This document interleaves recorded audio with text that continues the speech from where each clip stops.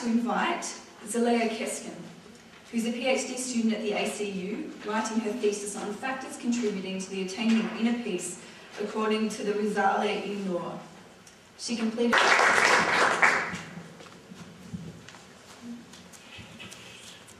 Do some rearranging. Alright, so far I have to say I've learnt a lot from the speakers, and I'm hoping that what I have to say will somewhat reinforce what has been said. And I think that is important because one does realise how much commonality there is between the different faiths. It may not be in all areas, but there are overlaps everywhere. So I will look at environmental ethics from an Islamic perspective. Okay, I guess just to put it in perspective, and I will do this quickly, we as human beings don't actually contribute to the ecosystem at all. We don't contribute to the Earth. And I think that if we were to leave Earth would be quite happy about that. I could just see them having a party as we move out into space. But we can't do that because, as you heard, this is our home and we really don't have anywhere else to go. So the least that we can do then is to look after it. But this looking after the Earth idea, or our environment, is really quite a contemporary issue. It's been less than a century, and the only reason that we've started to think about it is because we realise that we're doing so much damage to the Earth. So it really is, unfortunately, a selfish reason.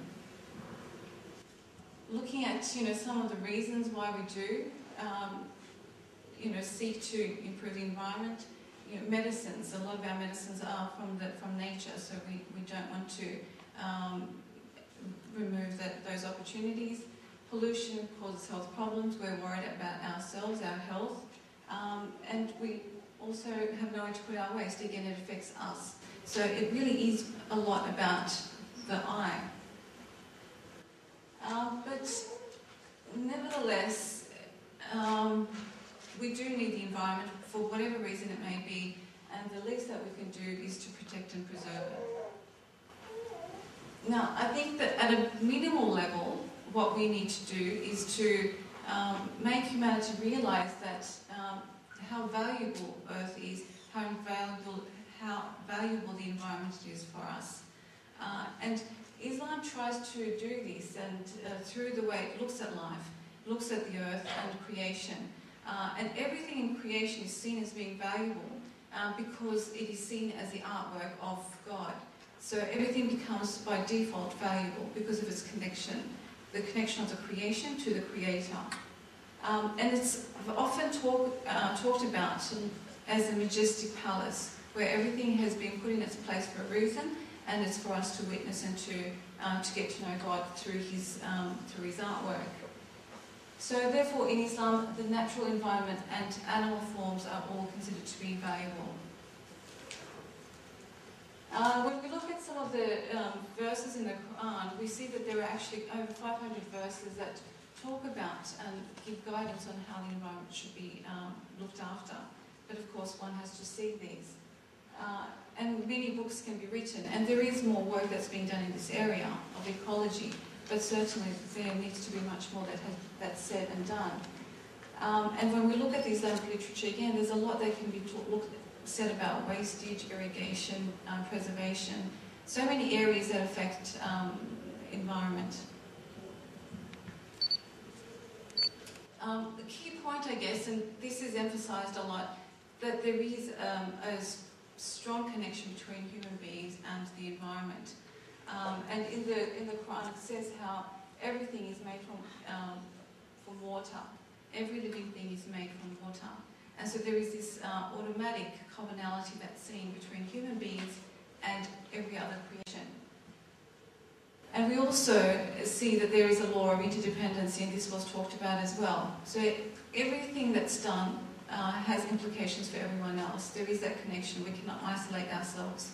And that's why it benefits everyone if everyone works together to improve the environment.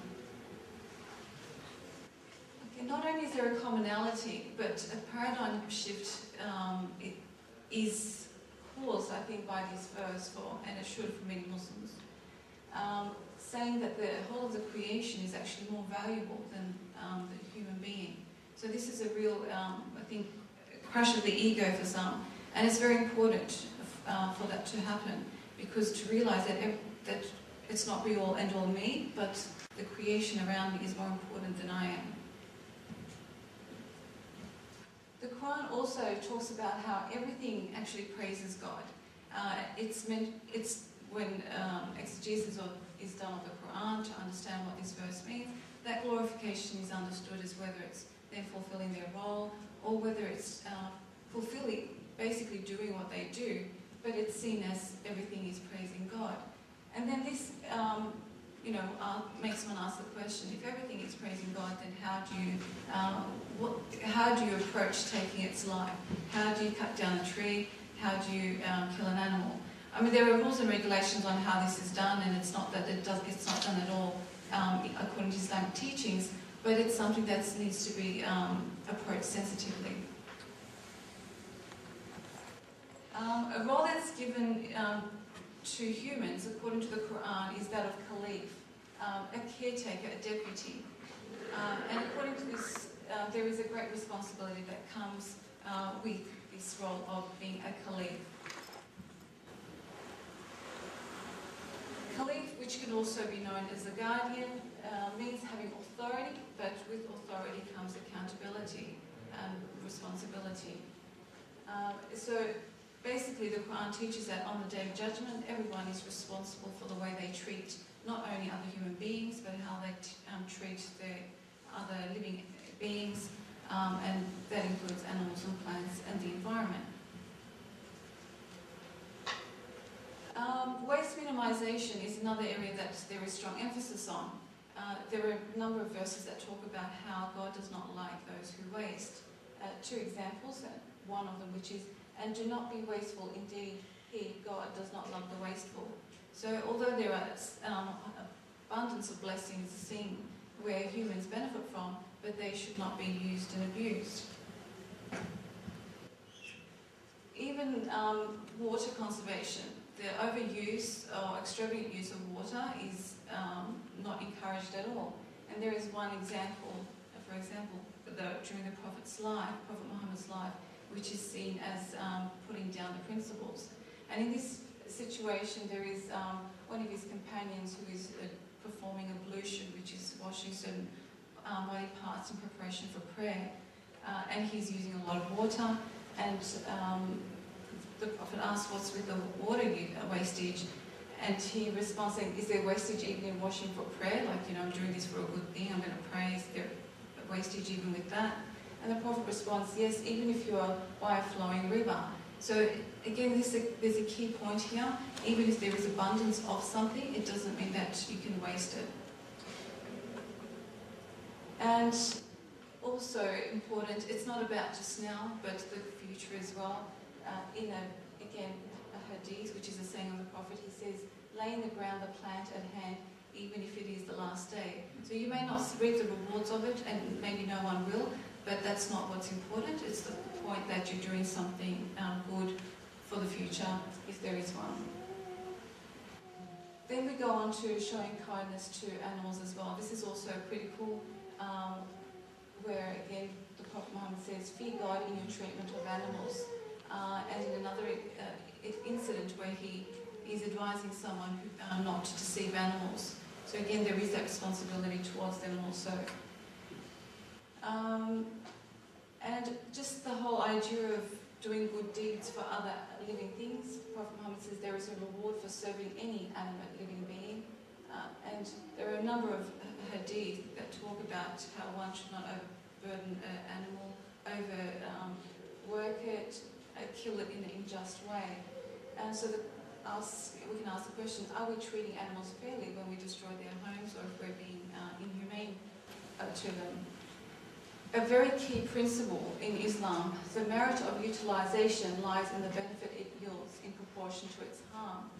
So this applies then to things like the technology, even the use of plastic bags, disposable cups, plates.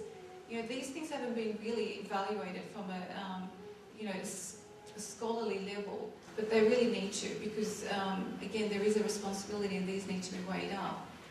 And these would actually then go into Islamic law as well. And we can see that it's possible. When we look at the history of the Muslim world, when it was doing better than what it is today, we see that it did look after the environment and it did look after animals.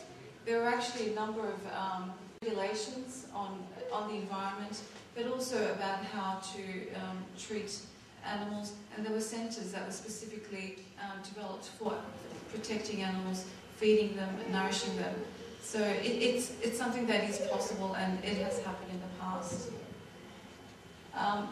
Just to finish off, it is really about the ego, though, about us wanting more, and this was highlighted with other speakers as well. And so we need to go deeper than saying we need the environment to survive, but thinking why are we doing what the ego wants so much, which is causing so much destruction for ourselves and for the future. I think I'll finish off there. Thank you.